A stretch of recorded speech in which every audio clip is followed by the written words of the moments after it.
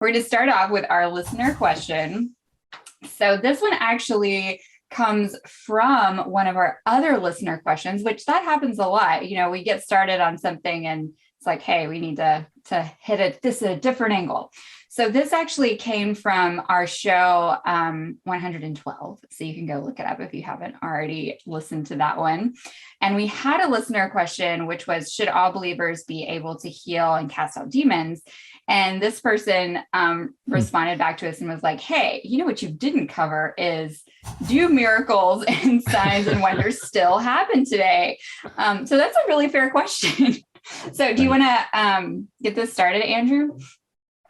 Yeah, definitely. Well, I think the other question was a little bit easier from my point of view. That's true. Okay. Should all believers be able to heal and cast out demons? I think even if you go to the New Testament where those things were happening in the early church days, it's evident that not all believers had the gifts of healing. Paul talks about that in 1 Corinthians.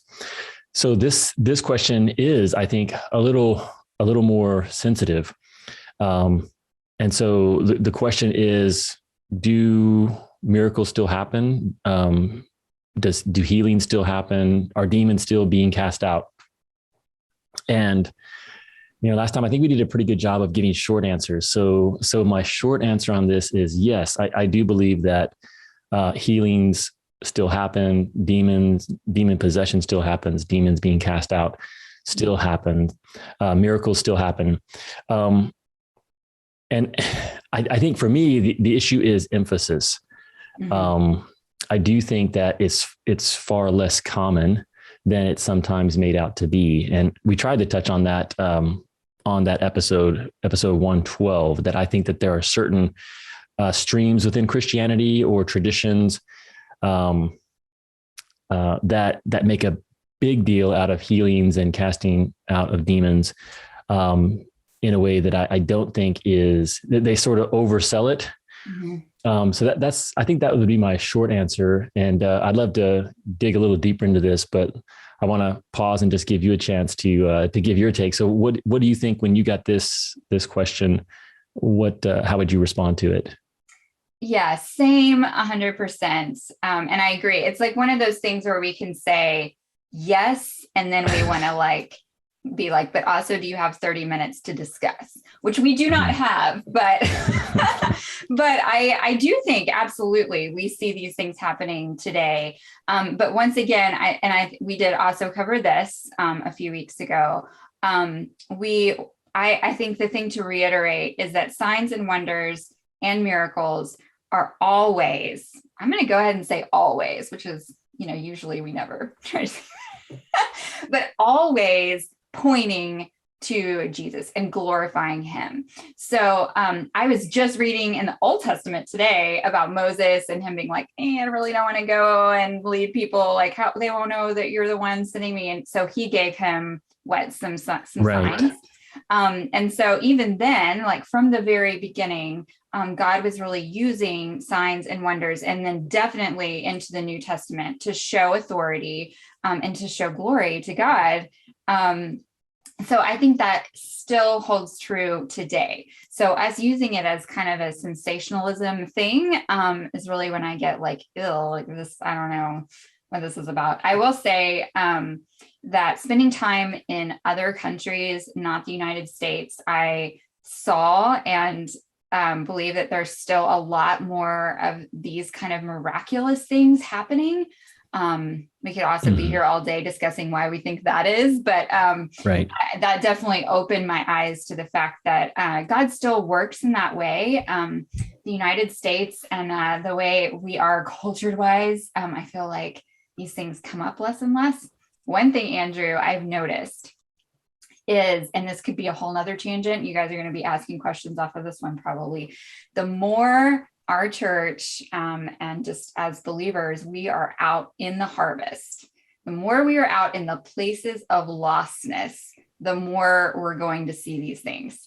So that has definitely been true for us. The more we are really out where the people are, and that can be in some pretty lost and sad places, the more we see miraculous things happen. That has just been my experience. But Go figure. So that's all I've got.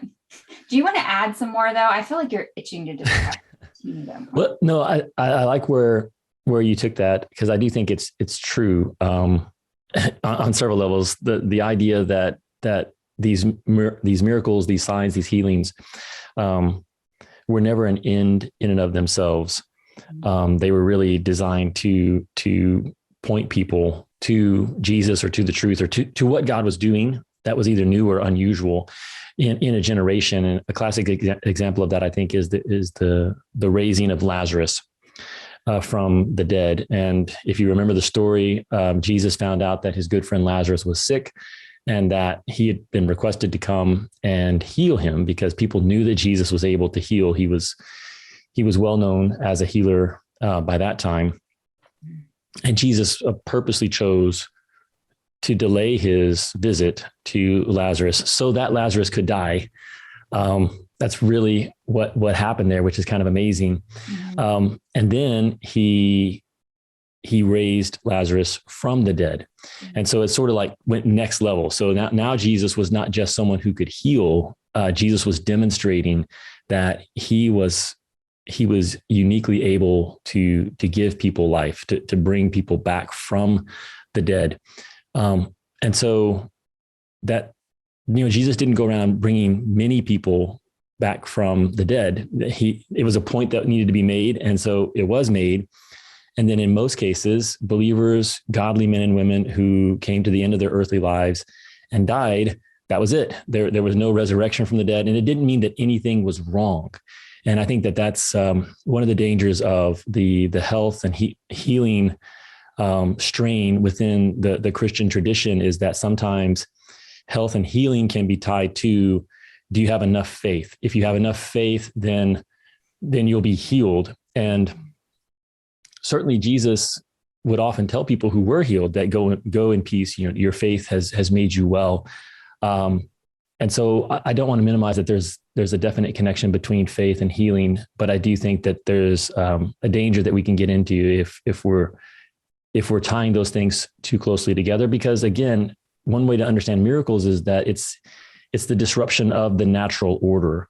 So it's one of the reasons why it's so shocking, is when we see it, we're used to the world working a certain way. And so when we see Jesus walking on water, we know that's not the way water works. You're not supposed to be able to walk on water. And it's so out of place that it shocks us into a place of really giving our attention to what is happening here. And so I think that's true, Abby. What you're saying is, if we're just sort of going through the motions of our faith and we're not in the harvest, then we're probably going to be seeing less and less of that, because there's no need. We're not really leaning into the work that God is doing. But I also just have to say that, I haven't seen miracles, healings. I don't have a lot of stories of laying hands on someone and casting out demons. So just from a personal standpoint, I believe that it happens. I believe that it's taking place. Yeah. I do agree that it's probably happening a lot more in parts of the world where we don't have a lot of Christian tradition, Christian resources, and established Christian presence, because it seems that's the way signs and wonders happen in the scriptures. They were front loaded when the gospel was making inroads into a new place. So yeah. That's my personal opinion, and that's my personal experience on this. I do think that they happen, but I don't think that it's something that I've observed as being a big part. I certainly don't see it as something that is necessary for making disciples. I see disciples being made, and that is our mission. Our mission is to share the message, make disciples. And I think that is possible to do without the healings and the miracles. Yes. I will say, like, I like legit have an experience that happened like only a few months ago, where I was praying for like a bunch of Our Ladies and just like, man, God, give them like the passion. We're like have all been stuck inside after COVID for all these months, and like re-inspire us to just be out in the harvest places and to be outward focused. And we were meeting up at Starbucks to be in the Word together. And so I'd been praying that beforehand. And you know what God did? He sent a lady with a demon.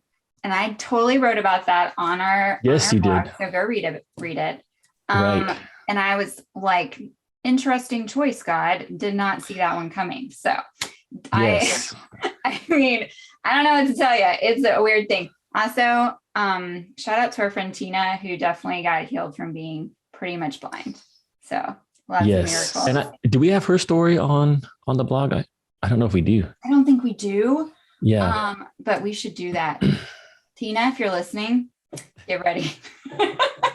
Well, and if you want to read the article, I think if you go to intotheharvest.org and there's a little search magnifying glass, and I think if you type in Starbucks, if I remember right, or demons, yes, I think something about Starbucks was in the title. What God taught me at Starbucks about demons, yeah. But yes, so that if people want to go a little bit deeper on this topic, then that's a great place for them to go. And we'll bring you some miracle stories too. You can read my book, The Day Between, a memoir of miracles. And I'm just like really plugging myself. So if you want to know about miracles, signs, and wonders, Abby's your girl. I'm here for you guys. Don't come to Andrew. Andrew's like, what's happening? Are miracles happening? Anything, guys. I don't think it's happening.